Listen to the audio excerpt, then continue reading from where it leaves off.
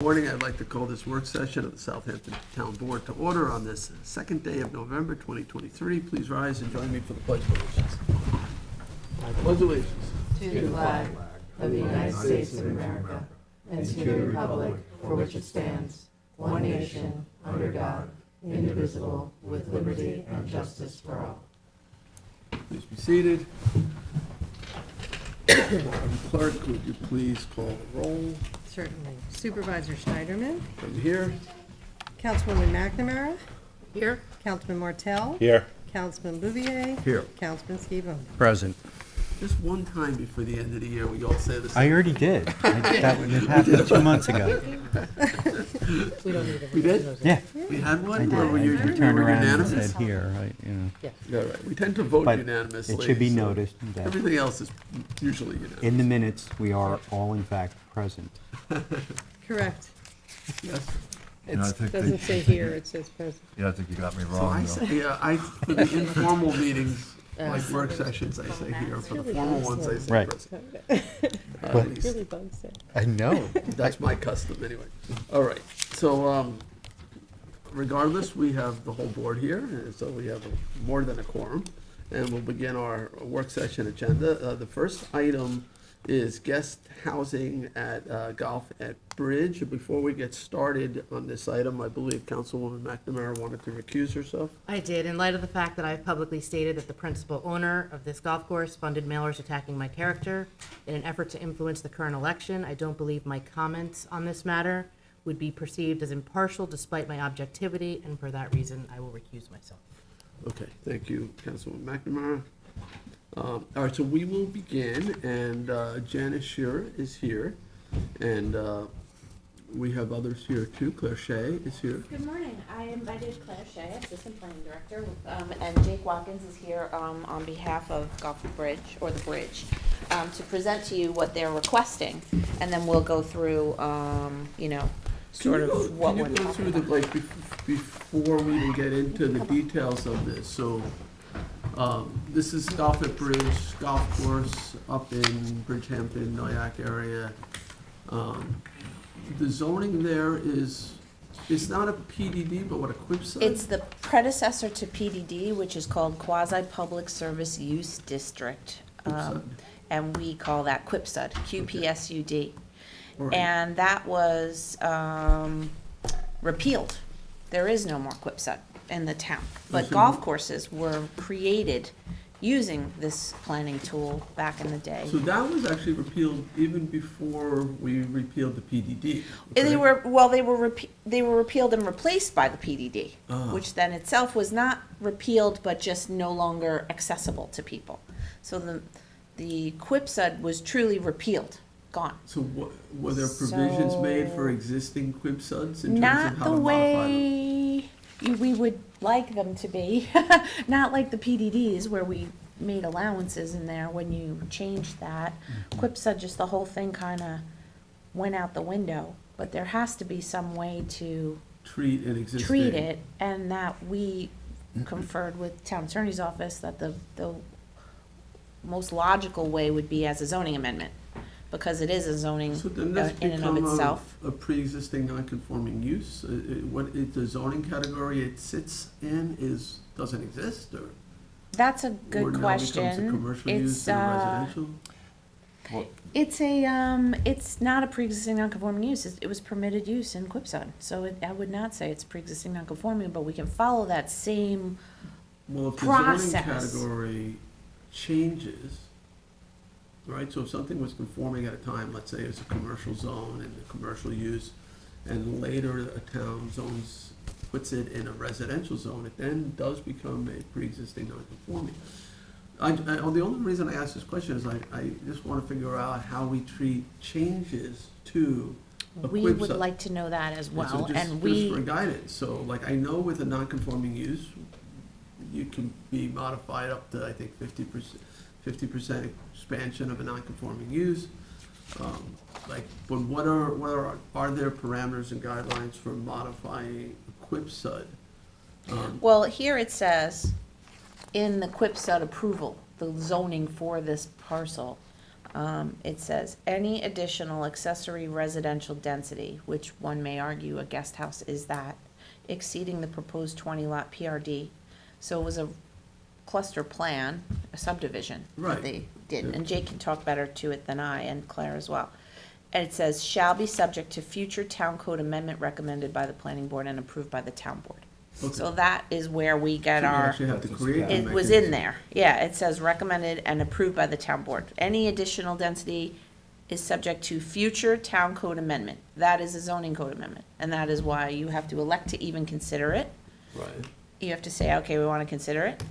You have a public hearing, and then you will go through the whole process. So it's a little tricky, but at least we have this guidance There's in the some QuipSet guidance, yeah. approval itself. Right, that's important. So Yes. they are contemplating future changes and saying it's that the town board would make those changes Yes, by amending yep. the QuipSet. Okay, Provided it doesn't fall within the set that you just described. Any additional accessory residential density exceeding the proposed 20-lot PRD, which is what they designed and created, Right. the bridge got that Well, I do have cluster copies of this, I'm subdivision. sorry. Yeah, I I'm can- sorry, yeah, my don't people, copies. was there, when the PDD was adopted, So the there was second page. Number specific- 6. When PDDs were adopted, there was a couple different process, important processes. One, there was is there any more? Yeah, there's more. There's 3 there. Oh, okay, Yeah. let me grab one too. One page. Okay. Just on the back side on number So- 6. So going back a second to PDDs, I think there were a number of provisions, but one, there was a community benefits provision that, the town would weigh the community benefits to see if they were sort of commensurate with the benefit to the applicant. There were other provisions like a supermajority vote that was required to. Well, this PRD you're talking about here. The QuipSeg is neither PRD. A PRD is a or- type of subdivision. Right. So, but I and that's a mean, cluster. What you're referencing here is PRD, so what currently exists. Well, we unless knew we it wanna was make an zoned amendment. QuipSud, and the action was a subtype of subdivision, which was a golf course and houses. So just, Okay. what my question was, is not this particular piece of paper on this particular QuipSud, but the QuipSud law itself. Did it have requirements for community benefits? Did it have requirements for supermajority votes? Did it I have, don't think so. the law that got repealed? I would have to research that, but I So- don't know okay. off the top of Because my I just, head. that would be helpful guidance in Sure, we can look into evaluating that. changes to a So you got that? QuipSud. Yeah, Forgot my public pen. benefit. Claire's taking notes.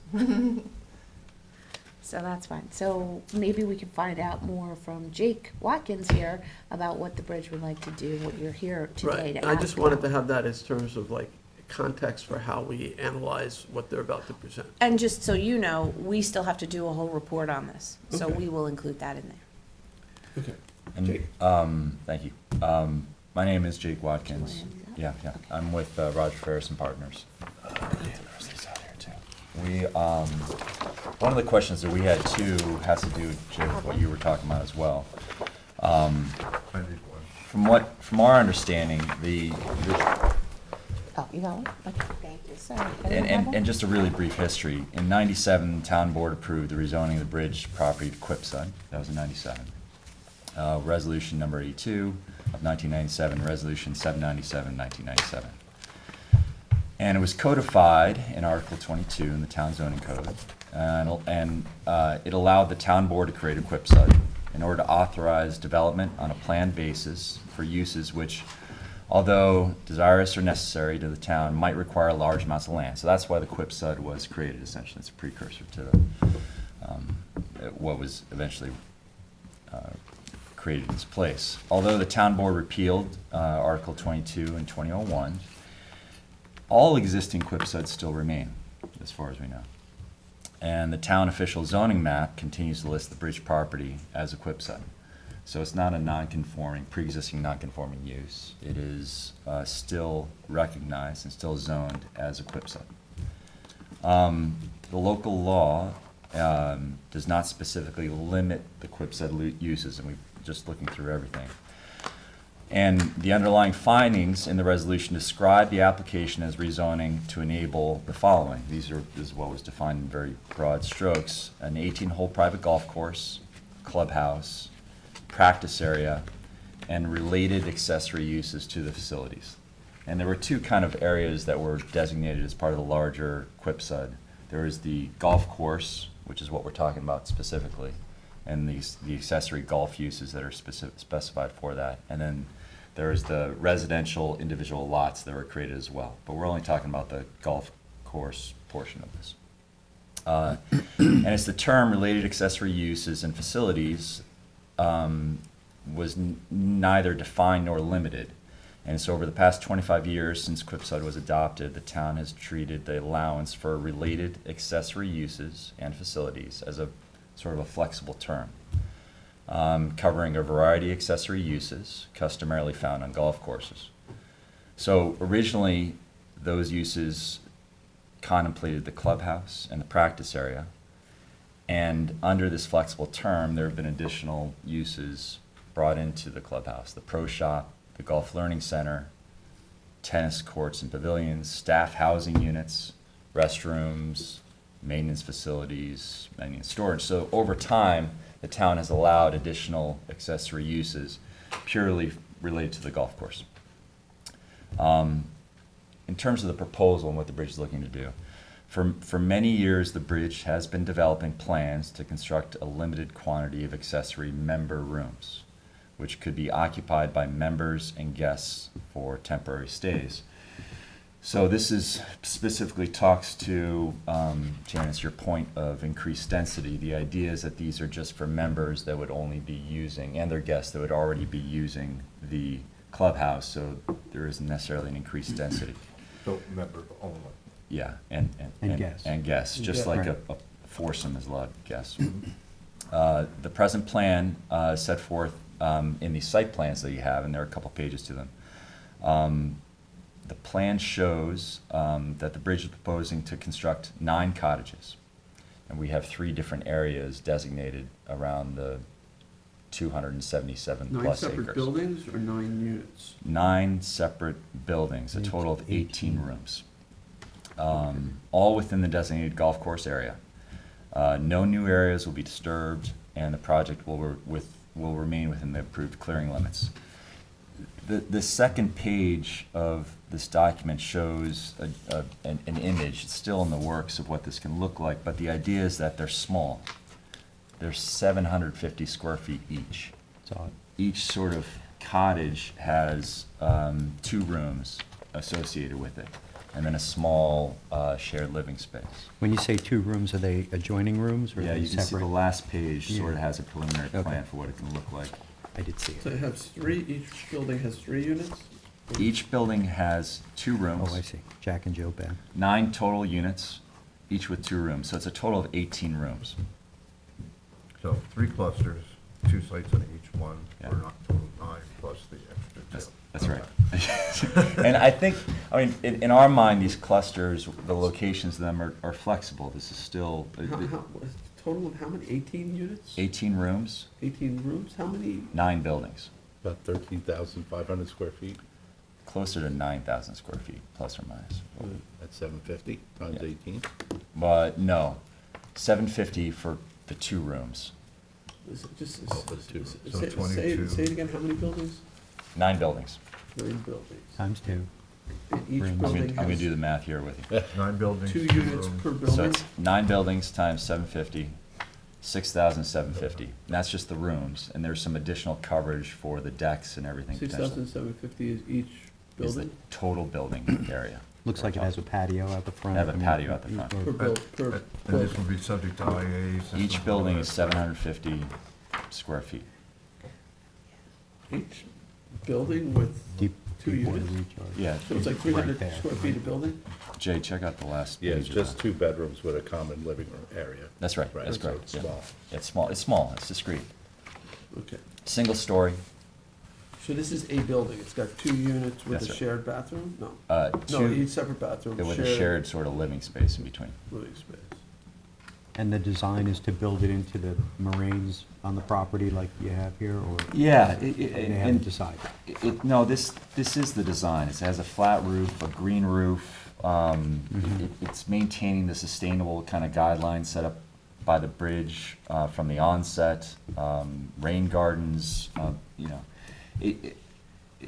it's discreet, it's low, it's small, it's So meant to blend in with the The total property. square footage of construction, you said was like 7,000? About 7,000 plus or minus of interior space, and there'll be some additional patio space as well. Okay. I'll say that, so the bridge is proposing these rooms again just to be member rooms. And maintaining the idea of being accessory to the principal use of the golf course. Are they gonna charge though for an overnight stay? I imagine it's not a free thing, right? That's So on the there's- monthly. I don't know how that. But, okay, great. But I think that there there will would be be a- appropriate conditions, covenants in place to make sure that the rooms will never be used as full residential dwelling units or by people outside the membership of the bridge. So along with what you just said, if a member has guests over, can they stay here? Or are they required to play a round of golf? You said it's going to be connected to golfing. That could be one of the conditions. I don't know how that would exactly play Very out. but tough if for some- us to enforce that, but. Yeah, and it's who's- kind of who's granular, actually but staying? it is for people to stay, to play golf. That's the and be idea. about, I you mean, know, a so- member stays there with their guest, or, you know, and then they go out and play around the next day was the idea genesis of this. So in total, given the numbers of the membership of the bridge and the number of spaces that we're talking about, the accommodations will be for no more than 10% of the club members at any one time. The rooms will not be available to the general public, and they won't be advertised as such. The rooms will not be available all year round. They'll only be the golfing season, May to October, April to October. The rooms will not have kitchen facilities. And they'll be, again, very limited by the covenants to be restricted to members and their guests. So that's very broadly what the bridge is asking for right now. They're all one story, no basements. No basements. On a slab or just elevated slightly. Yep. On And a the health slab. department requirements? We'll have to go through every condition that site plan requires. So we'll have to have the septic system and utility Is supply. this, I know Sabonic has some guest houses, right? Yeah. And that was part of the original approval, those guest houses. That's right, and that's why Claire is here, because she has done the site plan for almost all of them. That's Do exactly. Ask any, her. any Ask her other anything. golf courses, there's like 12 golf courses, any other ones have I'm guest thinking. houses? I'm thinking, The Hills. National Golf Links of America. the Hills is a subdivision. Yeah. Right. It's- So okay. that is part and parcel. To- Golf comes with the subdivision. Right. It's a golf course. Yeah. Yeah. Yeah, so that's kind of a different. It's a lot animal, of things. but- accessory to the subdivision. Yeah. And this is the But in this, the other, setting that one aside, which is not built, but the other ones, do we see this resort kind of use associated with them? No, the only one is Sabonic. And could the Sabonic other built it ones- into their PDD Could the approval. other ones come in National. now and? 'cause National they- too? National does too. We did recently, and I think we're being challenged in the courts. National is pre-existing ones, right? Yeah, 40 rooms They associated. have guest rooms? Yes, they do. So National and Sabonic have But that was those. pre-existing to zoning. That's in the Yes, main, that main is- building, right? That is I don't know for sure. pre-existing. Okay. Yeah, that is pre-existing to zoning. That was not something the town board approved. That's- That was prior to 1953. And that's the main building. That's That's the in the main building. clubhouse, it's rooms in the, Yeah. I know we recently Pretty nice. modified our code to allow staff housing, up to 50 units at a golf course, Mhm. recognizing the dearth of affordable housing in the area. And, you know, how much particularly seasonal labor these facilities generate. And I think we are being challenged, actually, in the courts on that. You know, adding a resort type of use that's a whole different, you know, category, right? So- Well, I don't know if it's adding a resort use or just allowing them to have their members sleep over.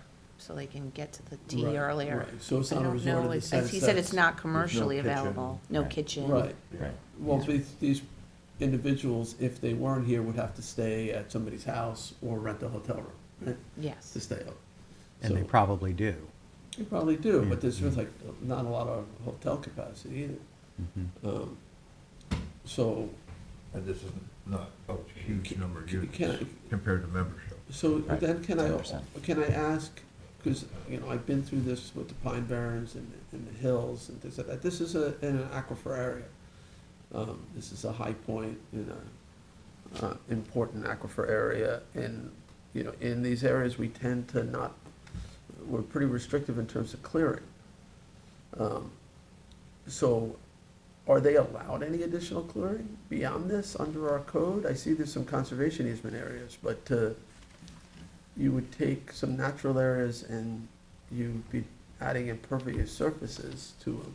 Is that permitted? That's a good question. So we've been doing the site plan for so long, but we've been double checking the clearing on the property as we complete a project. We ask for a survey at the ends and we do an inspection. But I think the last one was probably Kyle's time, so it's been a couple of years, it's been 5 years. Did the housing. Yeah, but I didn't do an inspection Yeah, for the fair enough. compliance You're of the. right, So, and that So- could be corrected if, But that's by a good question. additional conservation easement areas or something like that. It's not being proposed in a conservation easement area. Right. No, it's not. But So it if is in it's- an area that's not cleared, I mean, not vegetated But- and not needing, But you know, in we're general, not. this is a APOD area, right? Aquifer Protection Yes. Oh, Overlay yes. District. Yes. And And a in those deep water areas, they're- recharge area. they're- They have to meet all the standards. Now, And maybe absolutely. they exceed those standards and can Well, the can do same, this. same was with the hills, with IA systems and the requirement from the county in that regard too. They have to meet those No matter what, It looks these like aren't one- gonna throw you into an STP. Your nitrogen standards are all under, And right? nitrogen standards will be well under, and to Claire's point, we have done a number of projects. We actually have a surplus of allowable coverage, if you will, okay, I mean, right now, based on the current regulations. All right, well, if that's the case, then you should be okay. I mean, one of the areas, cluster 2 is already in a cleared area. But cluster 1 and cluster 3 are these pockets of vegetated areas between fairways that, Yeah, any reason why you chose those locations? Well, technically, the whole course is cleared, and there's been an exchange of, like, revegetated, vegetated areas, which we continually need to demonstrate to the town that we're revegetating the right areas or not. Those areas, we think these are better accessible to emergency vehicles, perhaps, or to just access for what's already set up there. And I think there are things that are flexible. Really, when you look at the map of the entire Bridge Golf Course, it's all been cleared at one point, and it's all been revegetated at one point. So it might be shifting and revegetating some other areas if we need to. right, but typically in these APOD areas, if an area had been cleared, we hope that it will revert to a natural state eventually over Yeah, time. So yeah.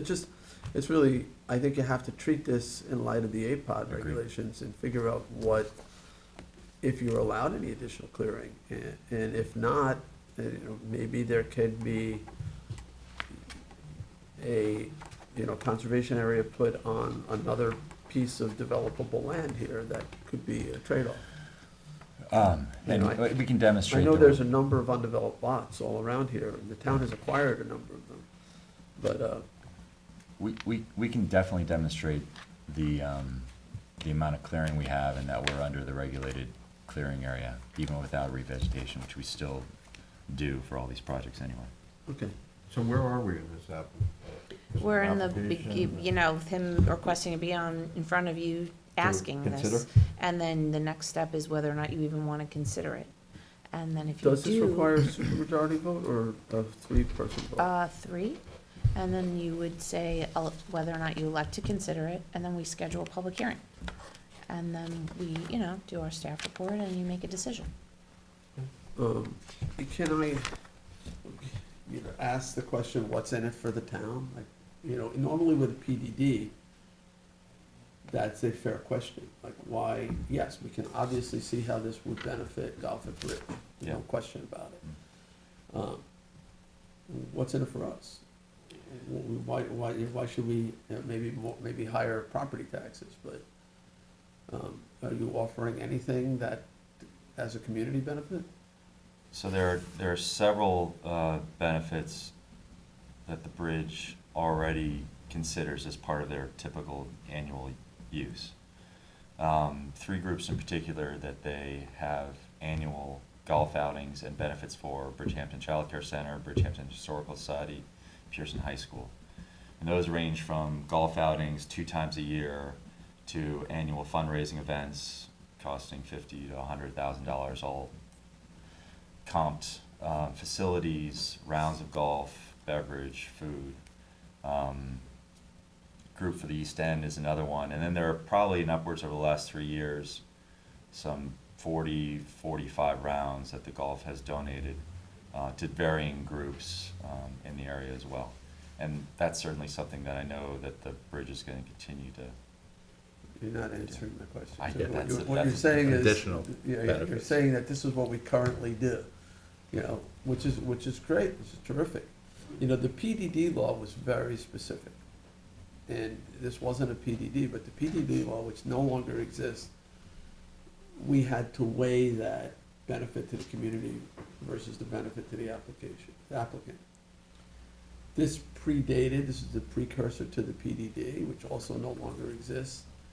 And, typically I wouldn't ask this question, but It's a fair because there's really no zoning tools here, we have to sort of create a process, right, an amendment to the code. I think it's a valid question to say, okay, you get it, there's a large benefit that Golf at Bridge gets. Is there anything that the community gets from it? So, maybe it's in the form of expanding those fundraising events. I don't know. Maybe it's some additional preservation around this sensitive area, those types of things that could be weighed against that benefit. So if you elect to consider it, then that would be something in their, submission that they would address. Technical want. question, how are you getting power and things to these clusters? Does it pre-exist? Probably already Yeah, there. there's power already on site. So, We'd have to run. To me, one of the things would be looking at sustainable methods of doing that instead of just burying and finding power lines and so forth. Like solar. Yeah. Is your water, do you irrigate with well water? Yeah, you do, right? You do. There is well water on site. But then, is there public water there too? There is public water, yeah, for some of the facilities. I'm not sure how these would be, how would we bring water to these particular, It might be private well, it might be. yeah, I'm not sure which, depends on how close it is. Is there a road There is. that gets to these things? Well, No, Not really, you can't bring your car up, you'd be walking to it. Well, it Golf looks cart. like you I, got I one. I think there'd be a parking space and then a golf cart. There's a golf cart path I saw here, but that looks drivable, actually. It is, and that'd be for emergency access too, if we need that. I think all the facilities would be fully sprinklered, but, we'd have to. So you don't see people driving right up to these cottages? Don't see They it. park at the Maybe clubhouse. Park and then they- remotely and then bring in a Golf cart. golf cart likely. And you would give the fire department a walkthrough on an annual basis? We'd have to, first review this with them, make sure they're Mhm. comfortable with the plan, and then, annual, they come by annually anyway. Right. Janice, how does this change the taxes that they pay? Because, golf courses generally pay a lot less, and now we have a housing component to it. Does it increase the taxes? I don't know, but we can ask Lisa. Yeah, it would. It certainly should, to some degree. It's similar to Sabonic, really. Sabonic, I think, has some similar type of housing like this, so. That's what I thought, I thought there was a tax benefit, but No, yeah, there would be some, certainly there'd be some, it would have to be assessed with the Golf fact that courses there'd be are living tricky quarters. because Golf it's courses a are whole real different formula. Yeah, And there then are. commercial, like a hotel's typically based on a rental income formula that the state approves. Yeah. But this one, we don't even know if they're charging any rent, so we'd have to ask Lisa really that question. Is Yeah, but, right. how yeah, this would because the change. county. If there's would want housing, some I would income think there from would be that. some change in the assessment.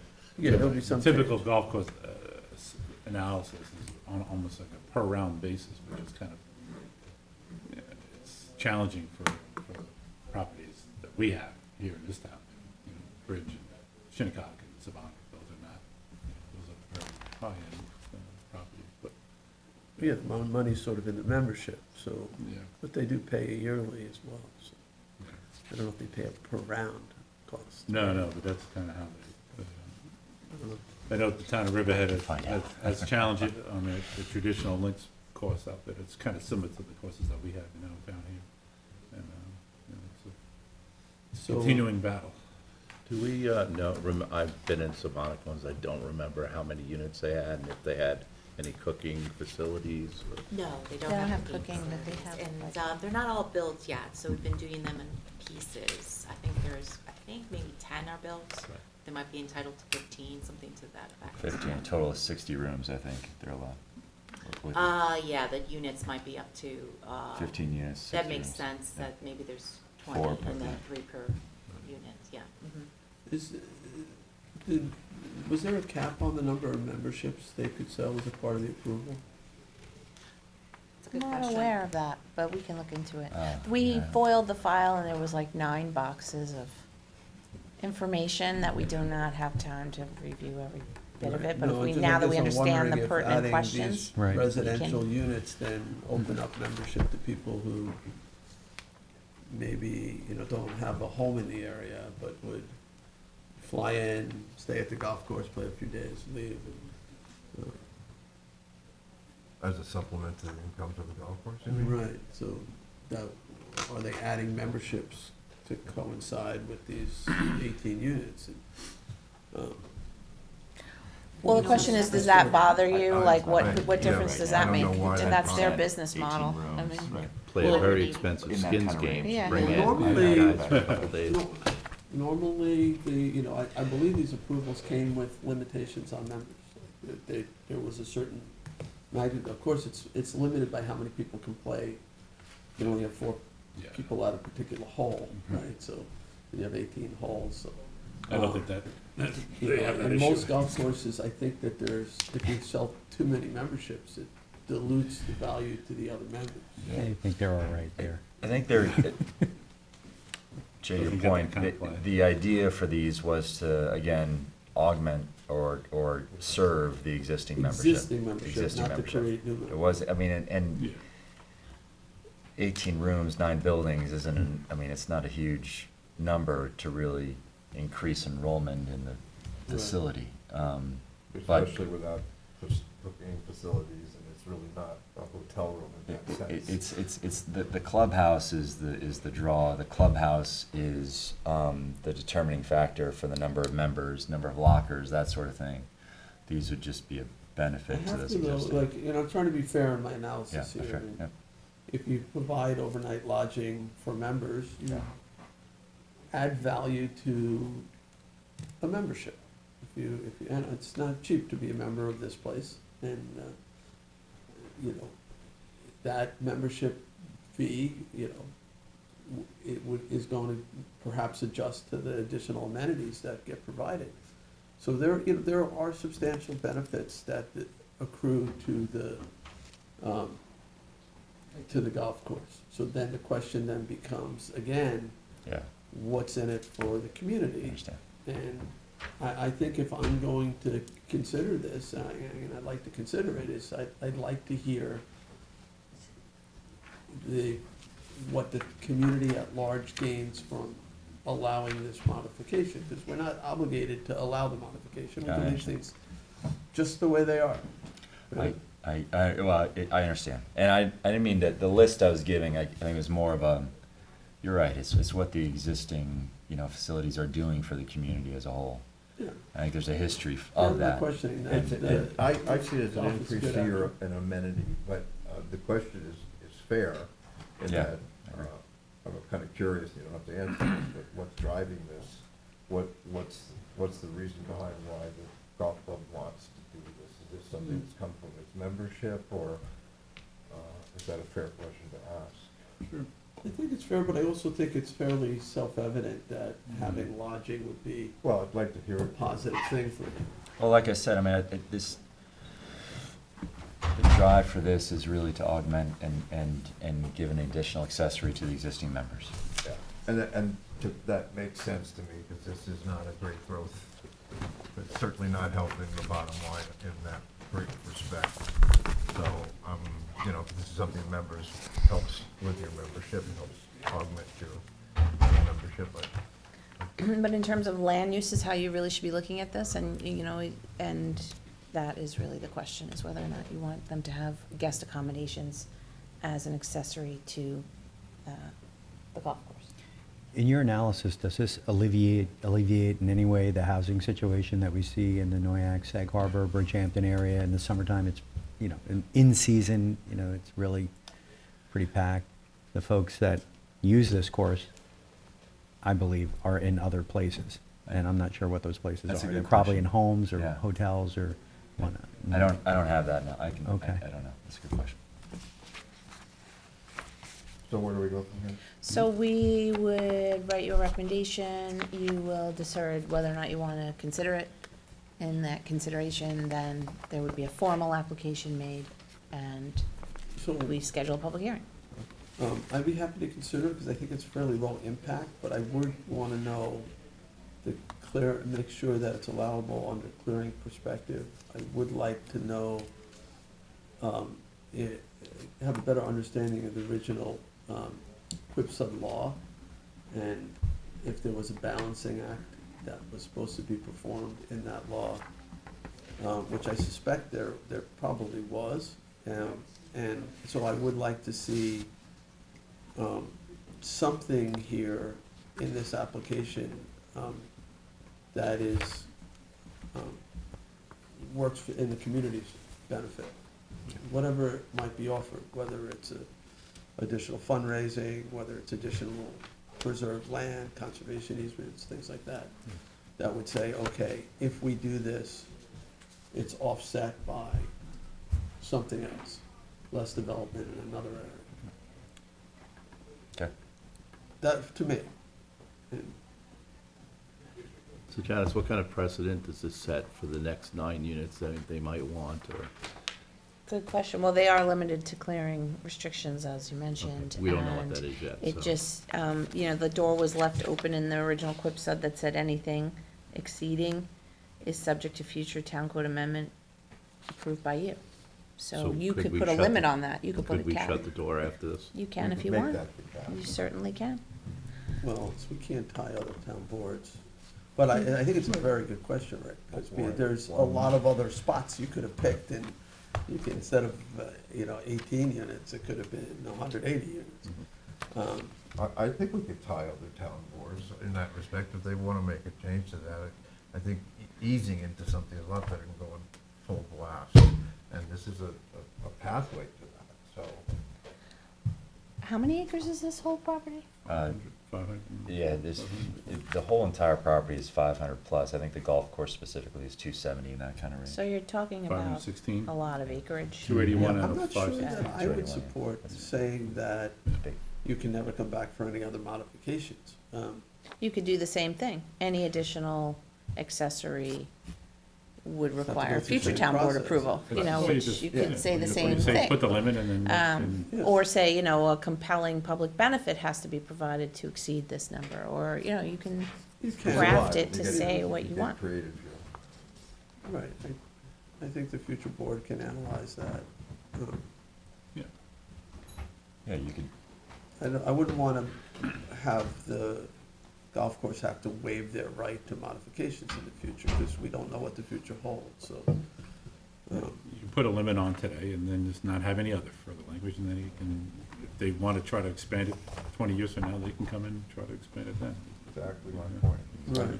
Sure, we can't, yeah, whatever you want to do is what we can do now. Well, I mean, And today they were that's- asking for 18 units. yes. in And they 9 only buildings. had 20 with this golf course, 500 acres and a 20 Yeah, lot the- subdivision. the 20, Well, yeah, 20 20, homes. as, yeah, part of the other. 20 subdivision. lot PRD. There are 20 lots. That's, they rim around the. Yeah, the lot 20 size. lots plus the 500 Or if 20 lots are part of the 500? 20 lots are part of the 500. Okay. And then the golf course itself is 281. 281. Plus they're in these So little. now, within that 281 acre golf course, they're looking for these That's units? correct. Yeah. Okay. And they're in these little units with, I hope, good golfers, because they're right in between fairways. That's why they're bunkered. Let's talk about that. That's really important, actually. That's, Yeah. That's why they have the natural fairway over the top of the Yeah. rooms, you know? As long as you don't put a flag in it, I think you're okay. It adds to the excitement of staying there. Yeah. Duck. Yeah, I mean, it's not an unreasonable request for a facility this size, but it could open up the door for other golf courses to seek similar approvals. Yeah. You know, be it, Atlantic or Shinnecock Hills or Well, they could wherever. do that now too, anyway. Yeah. Could they? Atlantic- I mean, does Atlantic anyone have Okay, a- they're mostly, Atlantic does have a no, house. some of them pre-exist and some of them are PDDs. So PDDs have a way of amending them, we've amended, like, for instance, Right. CPI or Kabreski Right, well, Airport, like, if- we've done if- some amendments on If Sabonic PDDs. came in for an amendment, we certainly would be asking the community benefit question, because they were PDD. Because that was a PDD. This is a QuipSud, so you're trying to apply a PDD standard to a QuipSud. We'll look and see if there was any public benefit component back then.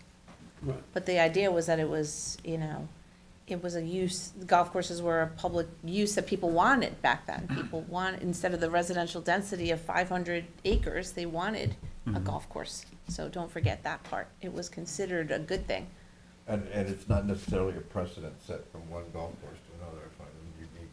there were In a plenty lot of, of their- there was considerable their opposition to the requirements. creation of the golf course too, back then, but it used to be a racetrack, so. That's But true. it could have been a large-scale subdivision, I understand that, so. And they have been, I think, good actors in terms of managing pesticides and, nitrogen, fertilizing, and doing community, events.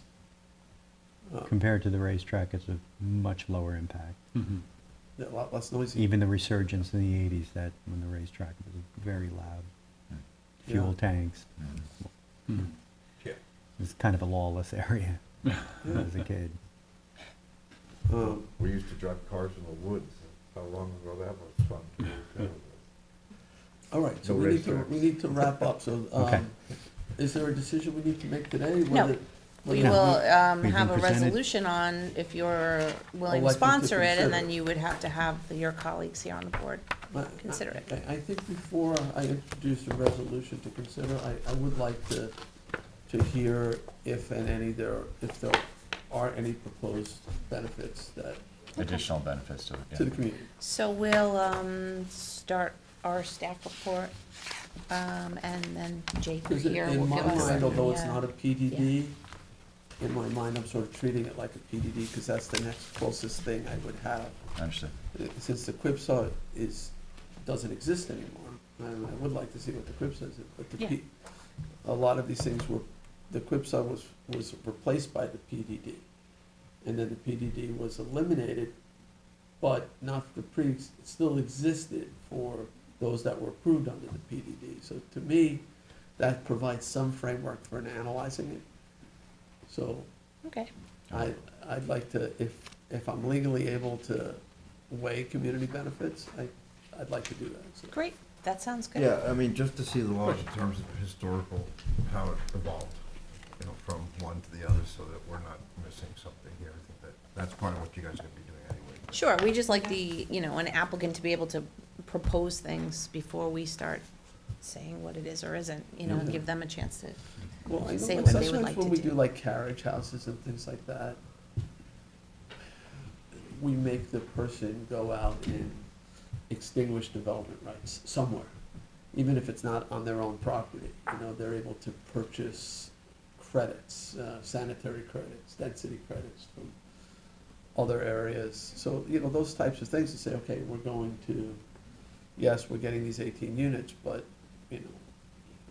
But you've got 200 acres of residential density Well, that could there's- have been. But you there know, is right? like a whole, Yeah, there's a whole DES, analysis. an FEIS, and it may have been a limitation. Yeah, we based have to go on back and the look golf at That's course what I'm- generating exactly. net nitrogen. Yeah, So well, this is definitely there's increases could have that, been, this there could have been like a increases limit to sanitary this. flow. Yeah. Yeah. There's so- definitely a health department here, you have, Yeah. it's definitely an increase in No sanitary doubt flow. about And they're gonna ask you the same question anyway. They will. They will. You know, I think it's fair, I'm trying not to be unreasonable here, it's just, I think, We're okay with having them address that. That's all good. Yeah, you're gonna have to, that's, 512 acres of work, you're probably okay with that. But- so that, you know, that might That's what be, that was my point. that might be another way to offset it, is to, you know, purchase those, density credits. Does the bridge still have a relationship with the Sag Harbor School District to assist them in their natural grass field on their property? Oh, they have actually done that. Recently? Yeah, recently. I They're believe. still, Yeah. good, Yeah, the groundskeeper, still involved. good. All right, thank you. Jack. So- All right, thanks all. Thanks for Thank you. Thanks. All right. Thank you, Claire. You're welcome. I'm still here on the agenda next. Yes, so we're gonna move on to our next topic, let's get Cindy back. And we're gonna Commercial move on vessels, to wondering how we got boats out. regulation of commercial vessels. Now, folks, I have to leave it around 11:20, so try to go quickly.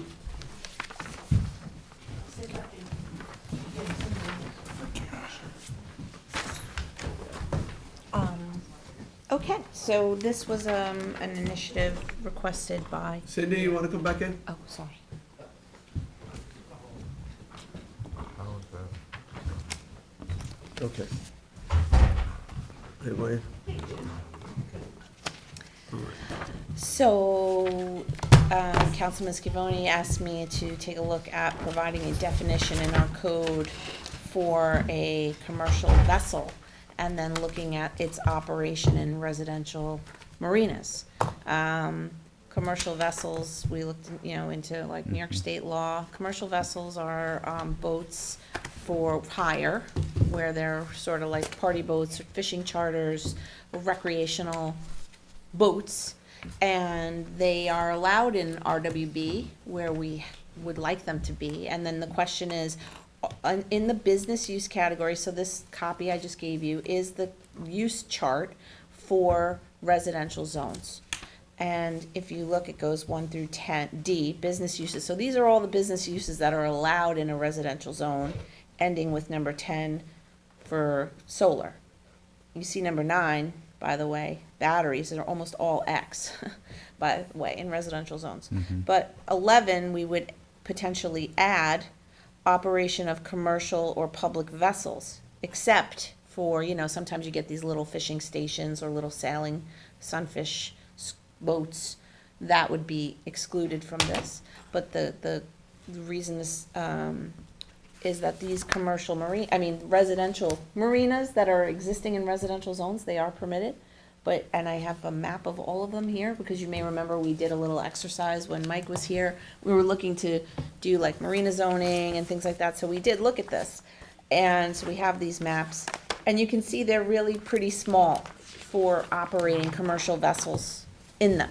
So we're not precluding commercial vessels, there's only 3, so you have to share. And Janice, these were at one point, I already have them. These were at one point considered pre-existing non-conforming. Marinas. Yeah. They were considered And we pre-existing changed that. non-conforming, and we changed marinas to P because in the water protection plan, we were afraid that marinas being pre-existing non-conforming would change to condominium, because they go from, this is before you even made that one non-conforming use to another in your realm. But in the ZBA realm, people were coming in and taking these marinas and saying, this is a residential zone, we're more conforming if we build condos here instead of the marina. We didn't want that, right? The idea here is to retain our marinas, water uses, and So we made only the pre-existing ones permanent, that's right. not new ones. Not new ones. That was the M1, Right. M2 idea, was to allow for new ones, but then that kind of went south. So But we for, didn't for do it. these were established to service the local community with the Just boats give- and Yeah, a he marina. has one. If you could pass yours over, John, and take that one from time to time. Here you go. Yeah. I have the others. I only made a few. I got because it over was- here. Yeah. Does this include the operations as well, right? I mean, a lot of these small marinas rent boats out to people, and they do those kinds of things. Not, yeah, this They is more provide- about This is fishing passengers charters that buy. and party boats, We looked at this one Okay. to buy, but see, But yeah. not where specifically, passengers get on a boat in a residential zone, okay. go And- off and have, you know, a And there are sunset cruise marinas or that have a something. pre-existing use that's on their C of O to rent out fishing boats or something. And Or- this would Some not, marinas are fishing stations. Yeah, yeah, that's- but that's this the- would not Those are affect typically in that. RWB, we Okay, don't really right. have them here, but I did exclude them as Councilman Skibone good. asked me to. And so the theory is that if they want to expand their business, they should really come to the town and get a change of zone to RWB if it fits in that area, That's right. rather than just doing it, you know. Rather than just doing these commercial uses in a residential zone, because they're not a marina necessarily. These are currently all. These are all the marinas that exist in residential zones today. And the question is, as a business use, do you want them to have like fishing boat charters and party boats and those kinds of things in these marinas? You know, The a answer, lot of them still rent, like they rent small boats.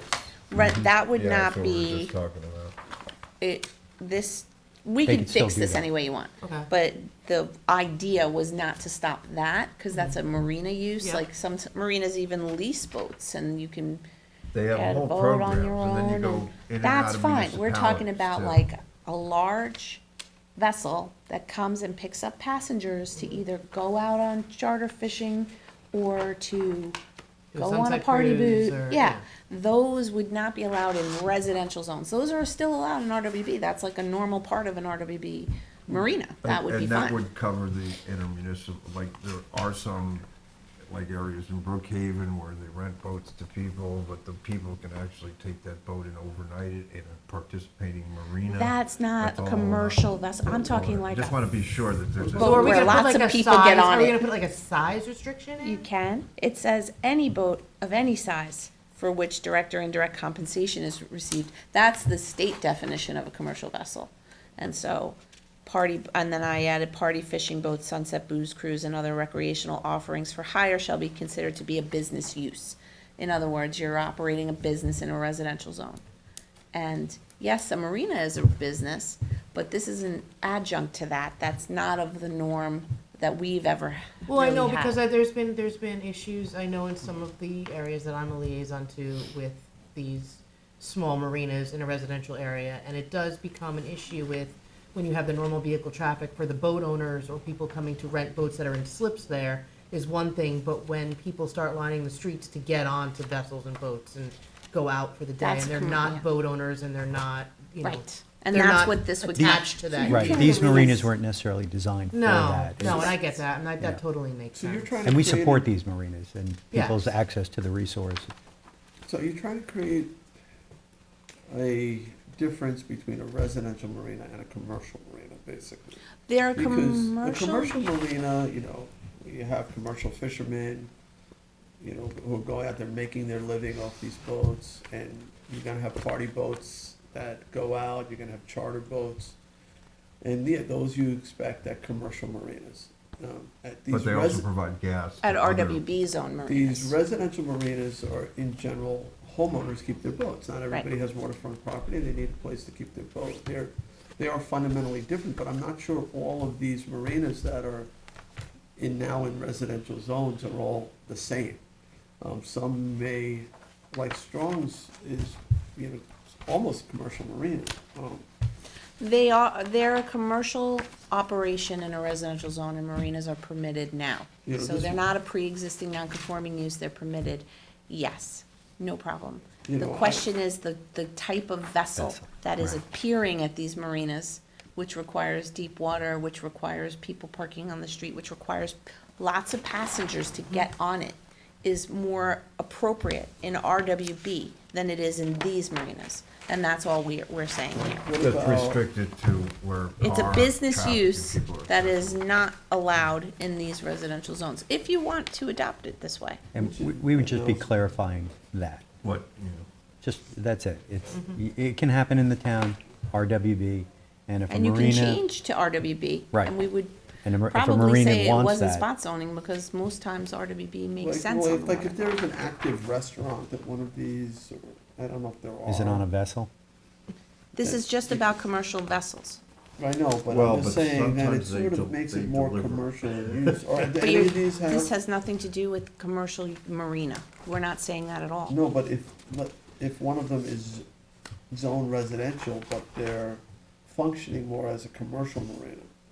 But that's back to that Oh. M1, M2 thing, the marina and the residential marina and the commercial marina, that we We've been didn't go through. anywhere with it because most people didn't want that. There was a lot of I like, liked it.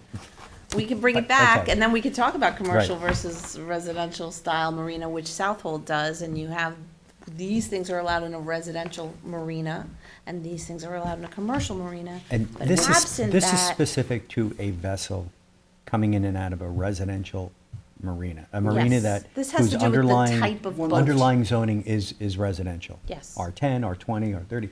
And we're saying, or I'm saying here that if they want this kind of business, then they need to come to the town and then, get the proper zoning for it. That way they'll have the bathroom amenities, the parking, the neighbors get some say in what happens there. What about, I mean, I understand the intent, it sounds Okay. great, it sounds great. And let's assume that all these marinas that are zone residential are operating as residential marinas. I still would, sort of like to hear from them how it affects their bottom line and their ability to survive if they're not allowed these uses. And what about anybody who's making their living right now doing what's currently permitted? Or overlooked. It's, Yeah, it's it's not not current permitted, permitted it's necessarily, just it's, not it's, addressed. it's not addressed, it comes silent, which is, we have a permissive code, so you technically should say, if it's silent, it means X. So Right. here you are putting an And X you instead. have, I mean, I know there are situations with some of these marinas where there are very large boats going into bodies of water where they do not belong, and currently our harbor masters have no way to regulate that because we're silent on it. There's nothing for them to write on, there's nothing for them to say, you can't do that here, it's not But that's a appropriate. large boat, that could be a recreational boat, not necessarily a commercial Mhm. boat, right?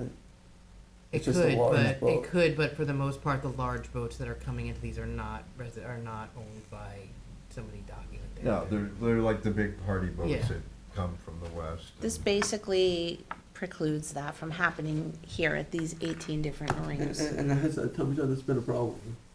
There are a number of We've these? heard a couple things, but, And it it's can't be really addressed through just not code any, enforcement? No? any No, specific it's been a problem in area. my area as well. so Yeah, it seems to be a burgeoning. It's getting bigger. Thing. Because And if they want to do it, again, they should get the proper zoning. It's These hard to residential enforce, marinas though. were designed for a different purpose, in my view. No, it isn't, because Well, I a mean, commercial Say that vessel again, in John, the I was state talking. world has to have a permit for that, and therefore they would be, having to have that kind of permit is But, I mean, indicative to- of having that type of operation. What I'm So- talking about is to observe where boats leave from and go from and that kind of thing. Well, you that's have the more- harbor That's part of the master, problem right now, I think, because it happens sort of surreptitiously, and you don't know the origin of that.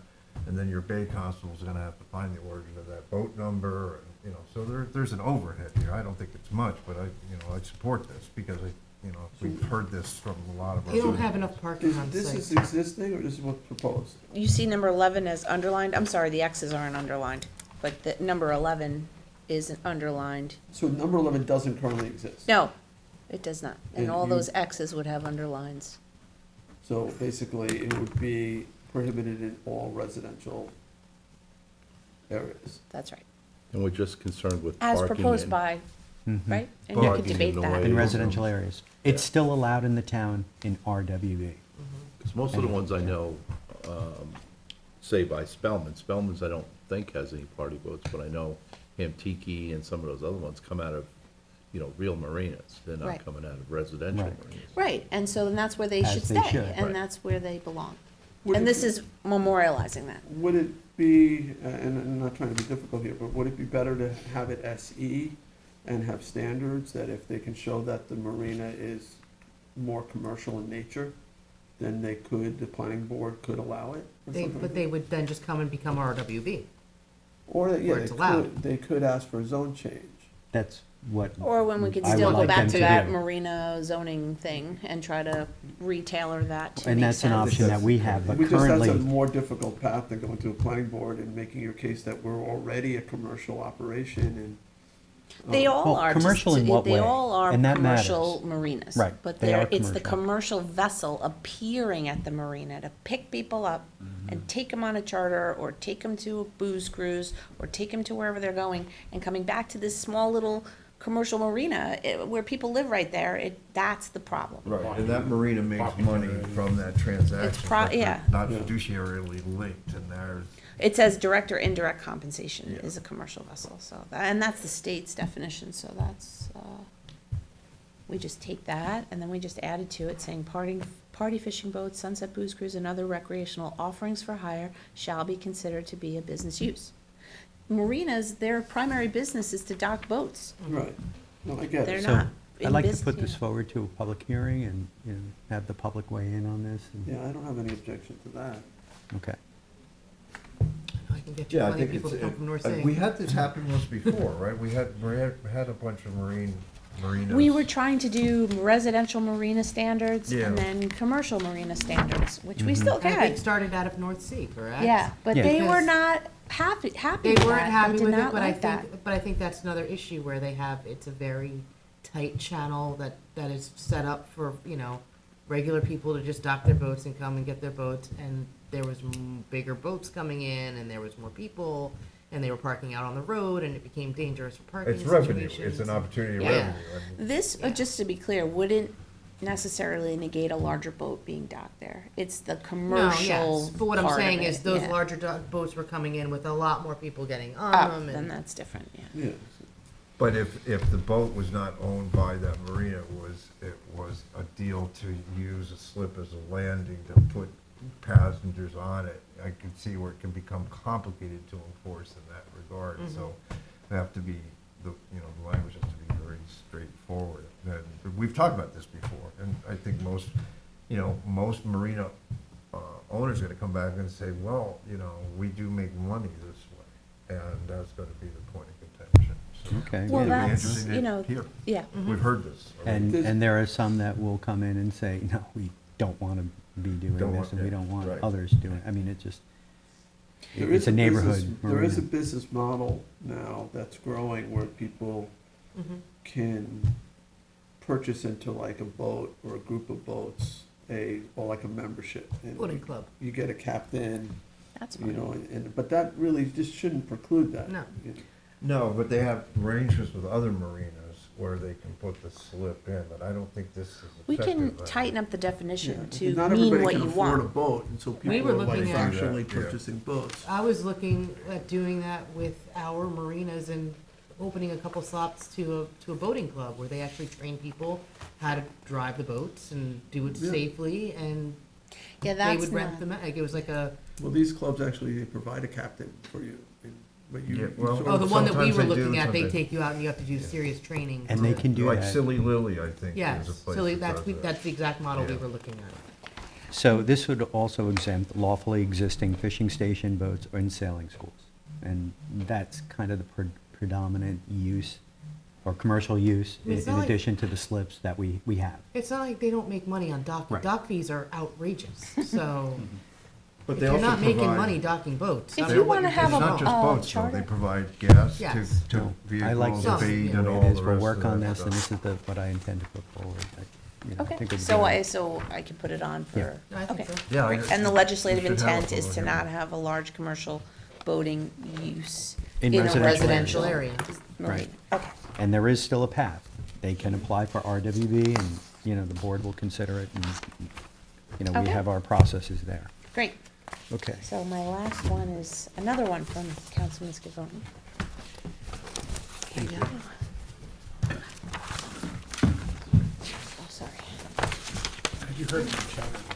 Like a small cruise line going along, hitting the south harbor? Cruise line. I have heard of cruise ship, yeah. I read about that in the paper.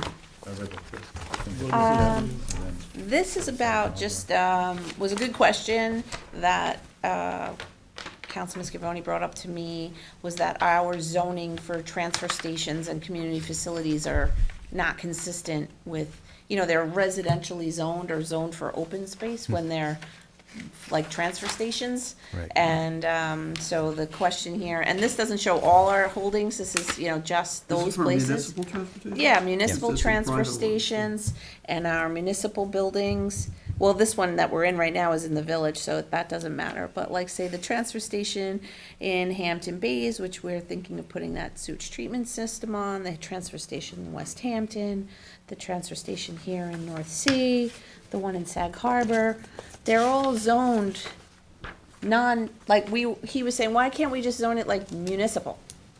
And I thought, that's a good idea. I mean, that's easy. So I just thought, just bring it to you, and this is a super simple one, but I think that the councilman is right. These zoning designations are not consistent with what's happening there. Uh-huh. Our So properties are non-conforming. our our they own make code. our properties So, non-conforming. My experience, at least having been supervisor of a different town, is that if it's a town project that's exempt from zoning, we tend to put everything through the planning board. In East Hampton, we didn't necessarily do that. But, in Southampton, we've had this practice of trying to work within zoning. But I think the law exempts us, just the way schools are exempt from zoning. The towns are exempt from zoning too. You can disagree, but that's been my experience. Existing, I would agree with that, for existing uses. Right. So, but Generally, but what you always have to be bound to is secret.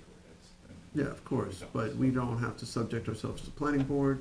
We don't have, but we have been doing that. Yeah, there's that As a test, matter of- it used to be 9-part test. proprietary versus governmental, the test was, and then in the Orangeburg case took more, now it's more like a 5 You know, test. th- A 9-part test, I thought was the Yeah, latest, yeah. yeah. Nonetheless, if we are gonna go, I like Tommy John's idea, just say, so that we not criticize, saying, oh, you're in a residential zone here. Yeah, make it just municipal. We just create a category called municipal and just Interesting, I don't know. rezone That's it. those Have other towns, maps. I'm trying to think of other towns zone their. I don't know, but like, it's sort of weird. So I thought, this is just one of those map amendment things we can do fairly easily.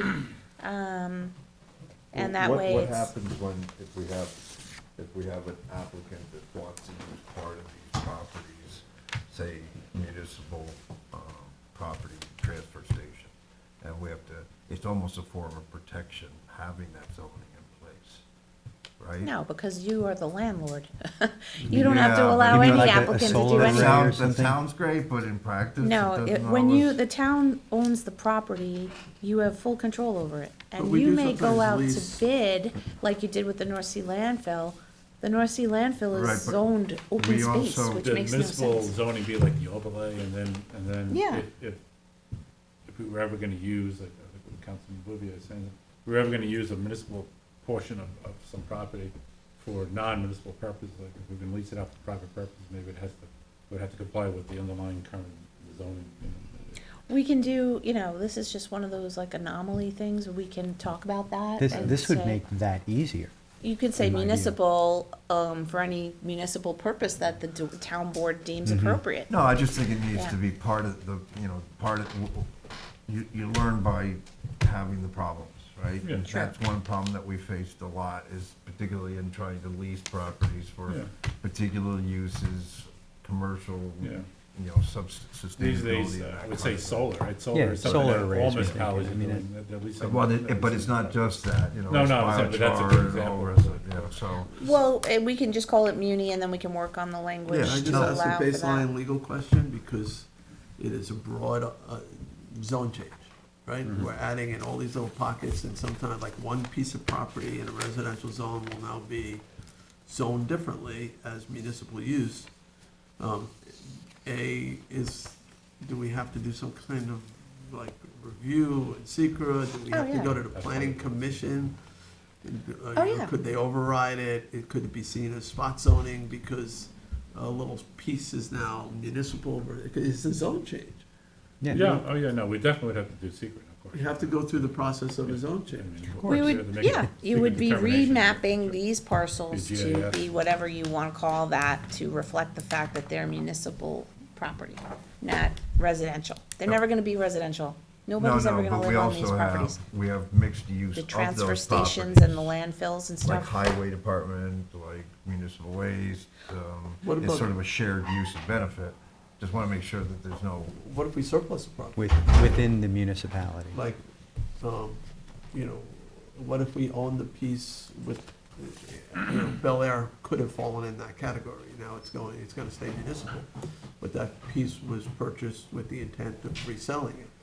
Are When there it comes to any- CPF though, I don't think we're worried about, this is all just like literally things that we have municipal and we can add to this map, like highway department or, you know, transfer stations, like things that are municipal, these are public use, public benefit, we're doing this for the public, we're taking your trash where, you know, Yeah, we're but doing that's what I'm saying, something. Maybe, you know, we'd revert back to the underlying zoning, in your example, Mr. Supervisor. If we were gonna surplus that piece, then it's subject to the, if it was residential and we zoned it municipal. Well, if you were to surplus it, underlying you could zoning still- rezone it at that point, You could and do you overlay. could just do it. Right.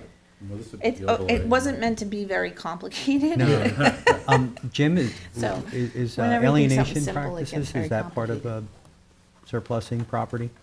It's not part of, Well, if it's parks, yeah, then you have, certainly if it's a parks property, then that's where alien. or The parks public, and trust CPF doctrine would Are not not a even part. be part of Right. this. Has this ever, has not having this or having it the way it is ever caused a conflict? or Well, it may, problem? if you wanna put that STP at the transfer station in Hampton Bays, it could potentially cause a problem. And the other one is the North Sea one.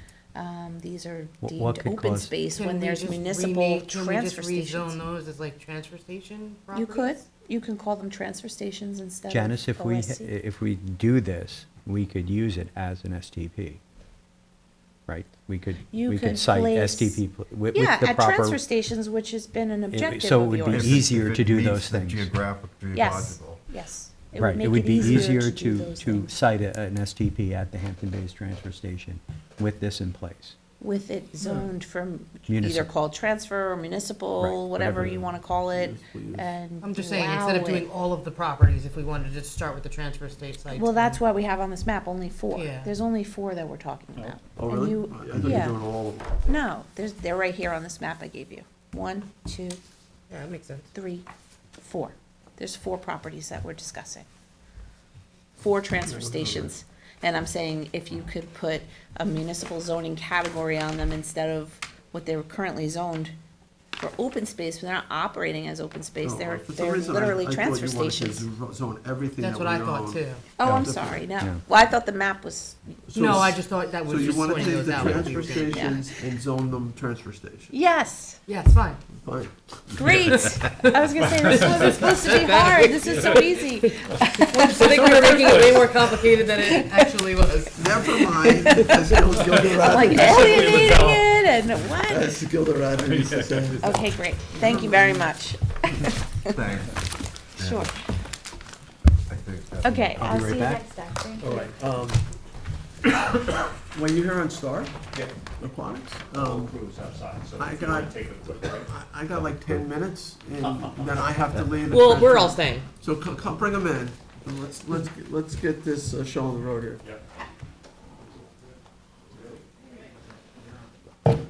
We are all staying. They'll wait for you. You can come in hot, don't worry. Huh? Just come in. Yeah, just don't eat. Yeah. What, they're not gonna As start difficult without as that will you. be, just don't eat. The first half an hour is the eating. Yeah, Stand up. Hello. Got some new faces here. I ran that by. All right, and some familiar faces I just as well. felt Dr. Didn't Joe, matter, I was damn good. where are you?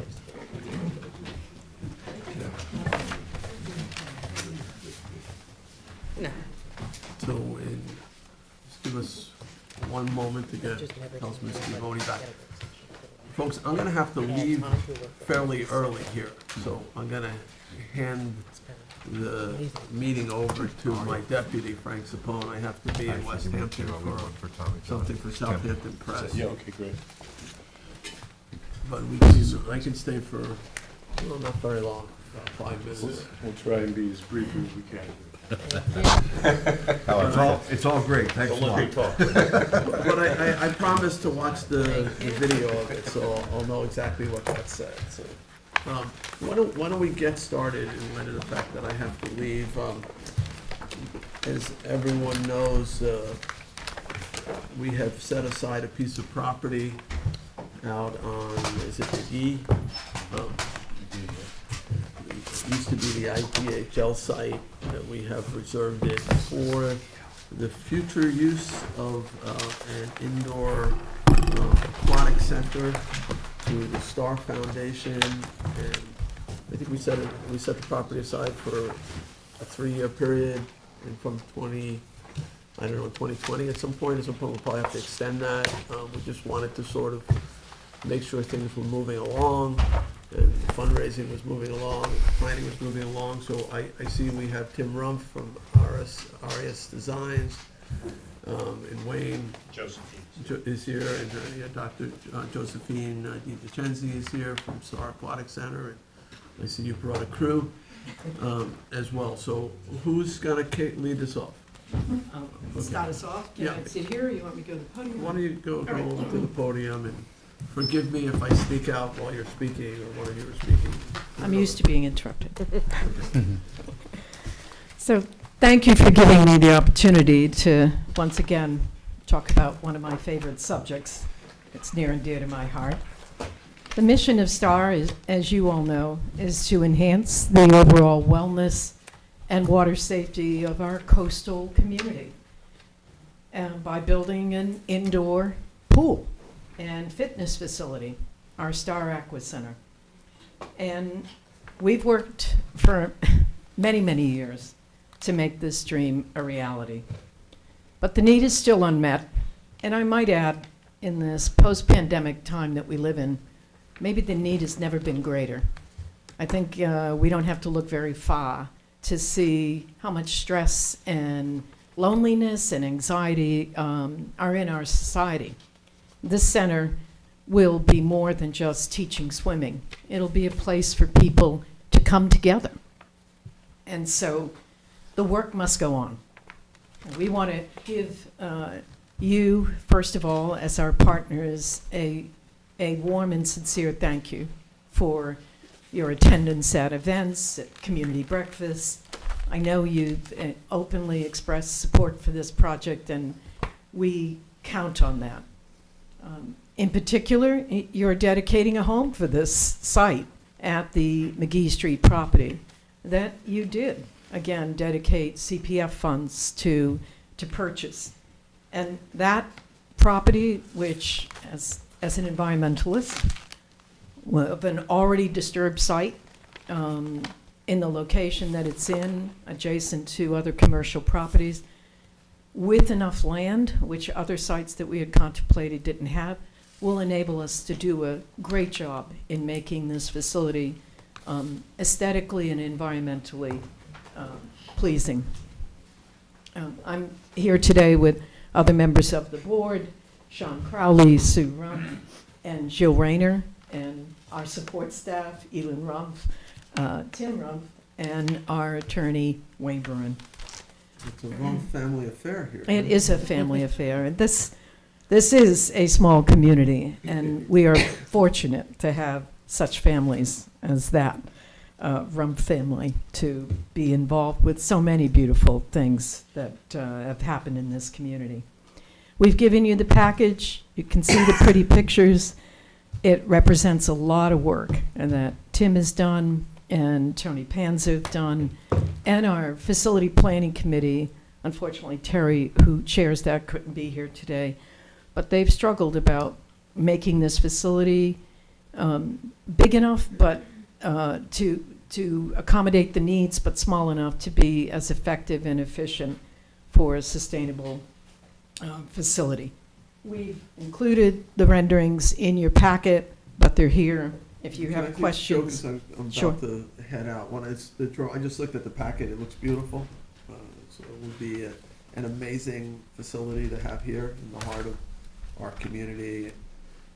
give kids a chance to learn how to swim before they jump in the ocean, and all the benefits we've articulated in the past. Just quickly, how are you doing fundraising? Well, and we'll jump right to that. As of this Dive right year, in? we- okay. Jump right in? We've raised $7 million. We have other commitments that are about to be realized by the end of the year. We've received over 495 donations of varying sizes from well over 300 different individuals. We plan to raise the balance of the monies that are due, with partly the exciting news that after many years, we finally have a capital campaign chair who has stepped forward, and we are pleased to announce that Charles Manger is going to assist us in raising the balance of the funds. Oh, great. So- When do you envision having enough money to break ground? Well, it's interesting that we've always tried to stay on a parallel course of starting the planning process and the fundraising simultaneously. It's our hope that we will raise the balance of the 25 by 25, but realistically, I'd say 2 years.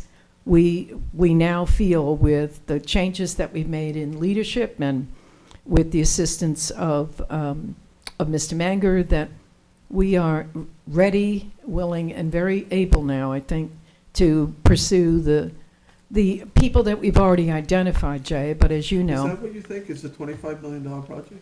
well, we just received an updated pro forma, and like everything else, the inflationary costs have risen to the point where we tried to bring this project in under 20. It's looking now like the the range is somewhere between 26 and 31. And That, Josephine, the question about breaking ground has been complicated by the subdivision, yeah. Aspect of this property, and I think it would be appropriate for the board to be updated on that as well, Well- after you're done with your presentation. I'm going to just turn that over to our attorney, who's been involved with this for a long time. Okay, so. Because there are a number Don't of take this donors that are personally, looking. Wayne. I'm going to scoot out, but Okay. I will get filled in by my deputy, very capable Frank Sapone. So Frank, do you want to step forward and chair the meeting? Thank you all. Thank you, Jay. I wish I could stay. Break a leg. So, good morning, board members. First of all, 3 years ago, this board adopted a resolution for a commitment, and it was a dual commitment. The town board would take steps to investigate and determine what would be the viability and the feasibility of utilizing the site, and everything that you need to do to allow this project to go forward. On the other hand, you just heard the commitment on the part of STAR, fundraising and other things. I was retained a few months ago because some of the development aspects in developing the plan. And the first thing I noticed was, actually, there's a commitment, but there is no real commitment on either side of the table that anybody would move forward in any particular way. And so usually what the next step in such a thing would be an actual agreement, perhaps a license agreement that says STAR is going to undertake and do these things in the end. Nothing unlike what you have with SYS. You actually have an agreement going forward in construction. So my thought was, is here we have a not-for-profit, and when I got involved, I noticed that they've expended a large amount of funds, but really don't have the commitment on this side of the table that eventually this could come to fruition. So I said, wait a minute, let's just take a time out and figure out where we are. And the first thing I realized is the site. What was happening, among the things that STAR did was they actually went to the planning board with a proposed plan, and the planning board held a public hearing, had a pre-application, pre-submission report for the site plan, and gave the STAR, very helpful input. The property, though, and you'll see the map here, this is, Tim did a rendition of what was a lot line modification that preceded the town's acquisition of this property. If you recall, this property here, this is the North Highway, County Road 39, McGee Street. The property in yellow is what the town owns. The property in green was part of this property at some time, and this is what the property that's the Southampton Motel, and this is the Zucchero property. These sites were all part of the King Cullen proposal that was before the town board. A company called Southampton Ventures owned this property. Among the partners of that was Mr. Morrow, who was part and parcel of who was brought in by King Cullen to help that project. And when that was not going forward, he approached the town and asked if they wanted to buy the property. If you remember, this was the site of the IGHL. The town said that they would proceed. It required Mr. Morrow to demolish the IGHL building, which he did. And the town proceeded and purchased the property. However, the planners advised the town board that this is all zoned highway business and that all good planning would be to try to minimize access on the highway, in particular at this location, and always have this access to go out to the light. So the planners advised the town board that we would like to keep this available for access for all these properties and only buy this for CPF. So the contract between the town and Southampton Ventures was subject to a lot line modification where this green parcel, which looks like a right-of-way, provided a connection to this property, but this would be merged with the hotel property. Start with 2 lots, end with 2 lots.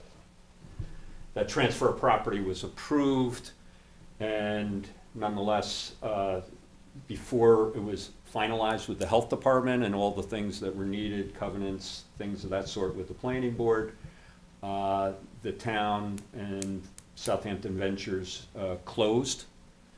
Town ended up with title to this, and thereafter, among other things, Southampton Ventures never completed anything they were required to do for the transfer of property, including health department approval and various documents for the planning board. One of the things, and I represented Southampton Ventures, it was Mr. Morrow at that time, but shortly after that closing, Mr. Morrow withdrew from Southampton Ventures, and despite my reaching out to the partners for at least 3 years afterwards as to when you're going to do what's necessary to complete, nothing ever got accomplished. So the problem, and as far as the town was concerned, this was going to be open space. You're never going to develop it. Why would you need to follow through, you know? And he would, if they ever tried to do anything on this property, they would probably have been thwarted by the health department. Well, lo and behold, here we are years later, and we actually decide to develop this for recreational purposes. And so Star goes to the planning board. The first thing the planning board says, we showed them a plan. We had frontage on McGee Street with access. The planning board said, no, we want you to have the access over the green. The shared access makes sense. The second thing is we try to get to the health department. The health department says, just like every process, if your property has been subdivided and they don't have a record of approval, they will not give you approval for your project. And so we were thwarted.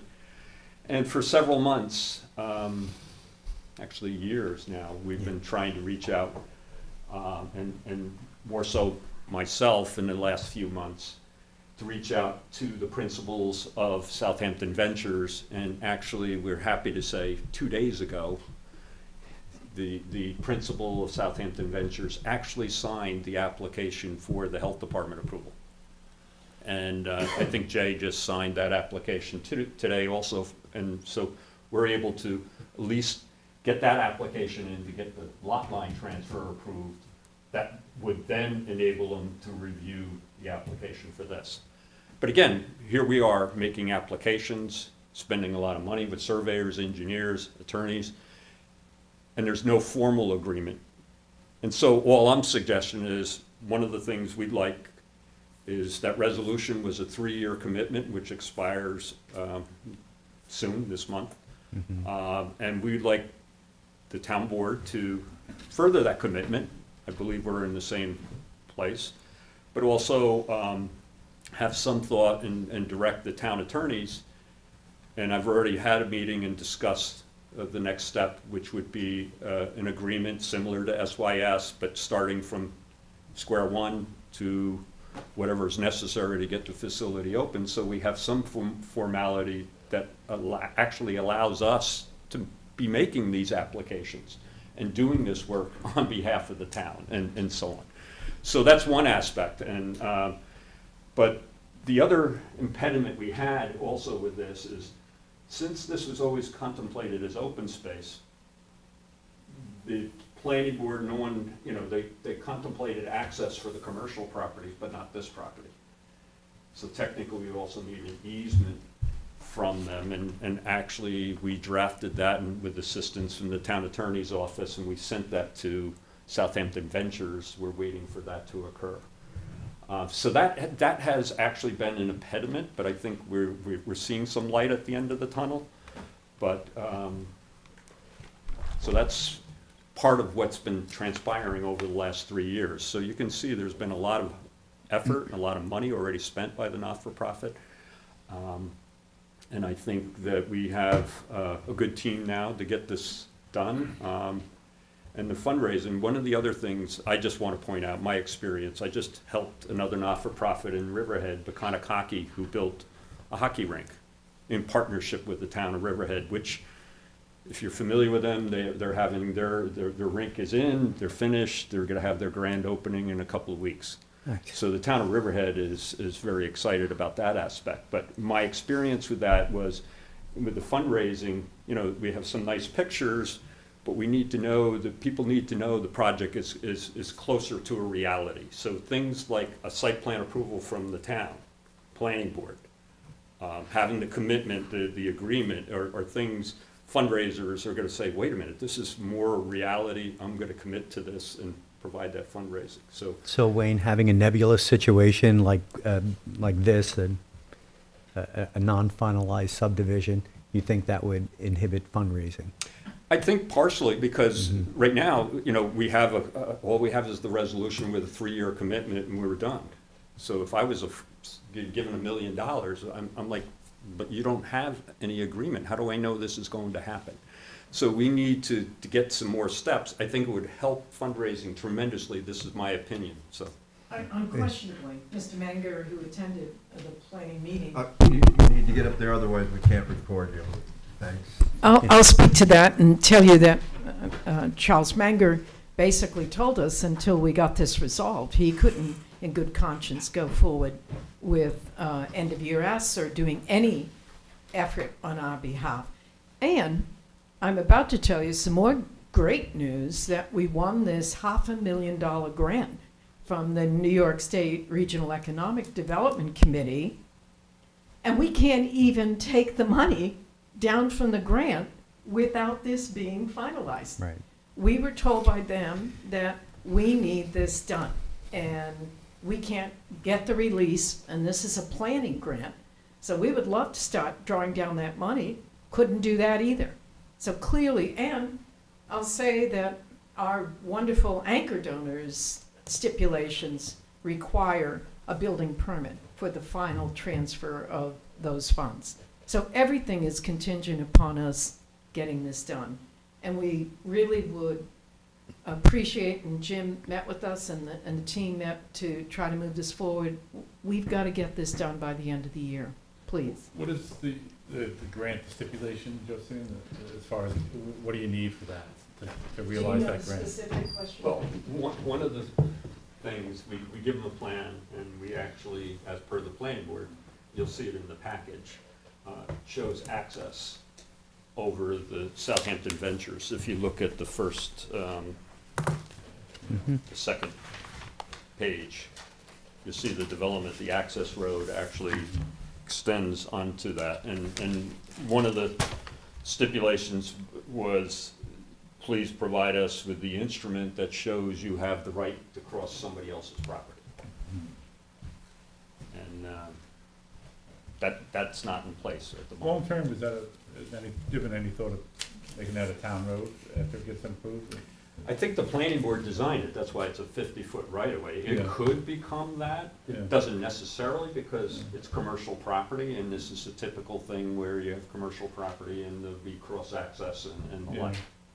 But it's Certainly. serving that, but it's also serving that, it's gonna be a significant recreational amenity for the town. So, Yeah, that makes absolutely. sense. It'll be shared. I mean, certainly, Right. if this property ever gets developed, undoubtedly, the DPW and the planning board, that's why it was designed to have access that way.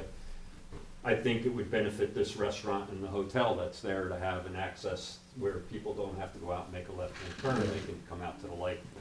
So it's certainly beneficial to Southampton Ventures to proceed, and that's what we're trying to emphasize, proceed because they will, at our expense, get a paved right-of-way that will assist in access. Signature to of the health department, that's a big, yeah. That's I know very I've been big. working with Tim for a long time on trying to get that, so then I was speaking with Tim yesterday and we talked about, we can try to expedite it. I'm certainly more than willing to reach out to the folks in the health department that I know and set up a pre-submission meeting now, and with Walter Davidiak That would be terrific. and, Thank Craig you, Jim. Knepper and John Sargent and all those folks, so, yeah, Walter, yeah, he's very good. So considering this unresolved issue and the fact that there was a world pandemic between when we started this thing and now, I certainly would favor an extension, in our current agreement and work from there. Yeah, Yeah, and we had a proposed agreement, and it was, we can finalize it. That's not an impediment to this. Okay. Jim, I think we should go back and look at that proposed agreement. Oh, yeah, because yeah. Some things have changed here, and they need to be reflected. Right, in sure, that. yeah. Otherwise, we're just agreeing to agree the next time. Yeah. the only thing I know is that every day we don't put a shovel in the ground, the project gets more expensive to build. So, My flippers are waiting. So, as our partners, we would appreciate anything and everything you could do to help this move forward. We're excited about our new leadership and our support from the community, and we're confident that with that and with this out of the way, with our new capital campaign chair, with our board's continued commitment, and with you as partners, we can get this done. So if you have any other questions. No, but I certainly appreciate your tenacity on this. Really, Thank you. Thank you. Thank you. Thank you. thank you. I don't know if you'd like me to, you want to go through the package? They're all pretty self-explanatory if you'd like, or I know you've got a lot of work to do. I think a lot of us, I think maybe all of us were at the The last. the breakfast where we went through the whole. Great, perfect, great. Thanks again. Good to I have. think we're good, and Thank you. I'm certainly, my sense, and I know how I feel, but my sense is we all want this to happen, so if this is a roadblock, I think we can fix this fairly easily. We're all of us like mind, that's my feeling. Can I ask, do you anticipate applying for any future grant opportunities that might be? We will leave no stone unturned, trust me. Well, just to emphasize, the town has been in this situation that you're in now, where we get a grant as a town that wants to build something on property owned by some other municipality. In our case, it was the county. And in order to access that grant, we did have to have some kind of in this case, it was an IMA. So it's not an unusual protocol to have to overcome that obstacle. We've had to do it, and I would imagine that, and it was the same agency, the EDC, I think it was. They haven't changed their rules. If anything, they've made them more rigid than they were before. Well, Frank, as I said, we will leave no stone Yeah. unturned. We're looking at private, public, state, local, federal. We're going to look everywhere we can. And I just want to say that the fact that this outside objective competitive grant was won by the project reinforces that this will be an economic boon to the town. And our new updated numbers showed that the town could foresee somewhere in the vicinity of $5.5 million of monies coming to the town from this work in the next 5 years. So it's a benefit to everyone, both financially and, while John's here, I also know that we share deeply the environmental issues. We did also spend some money because we felt it very important that we look at the feasibility of doing every possible cutting-edge technology to make this not only economically more feasible, but environmentally the best that it can be. So we continue to do the work, and we're very pleased that we have your continued support. Thank you. Thank you. Thank you, Jim. Any other questions from the board? No? Thank you. Thank you for your time. Thank you. Thanks for coming. Thank you, Janice. Now to everybody's favorite part. Council. I don't have any updates. Does anybody? No. Any I- council No. member updates? Okay, then I would ask for a motion to adjourn into executive session. Second. I need the motion first, I can't make it. Oh, All right, Rick. and I'll The second. motion, second by John.